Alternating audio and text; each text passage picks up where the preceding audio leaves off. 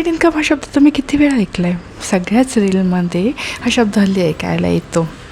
पण तो काय आहे? लोक म्हणतात म्युच्युअल फंड, शेअर्स, रिअल इस्टेटमध्ये इन्व्हेस्ट करा आणि तुमचं सेकंड इन्कम जनरेट करा जे तुम्हाला परपेच्युअल असेल.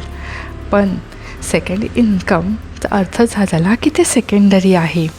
जर ते सेकंडरी असेल, तुमचं प्रायमरी इन्कम आहे तुमचा बिझनेस, ते तुमची सॅलरी, तुमचा जॉब, तुमचे स्किल सेट ज्यातून तुम्ही ते इन्कम कमवतात ते.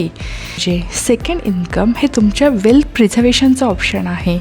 म्हणजेच काय, जे आपण कमवलं आहे ते योग्य रीतीने इन्व्हेस्ट करायचं, सेव्ह करायचं, नंतर गरजेच्या वेळी ते कामी येईल अशा पद्धतीने ते इन्व्हेस्ट झालं पाहिजे. जर तुम्ही त्याच्यातून फक्त कमवायचा विचार कराल, माझा तर एक सिम्पल मुद्दा आहे की जे तुमचं सेकंड इन्कम असेल ते फक्त रिटर्न्स एवढं द्यावं की त्याने इन्फ्लेशन बीट व्हावं.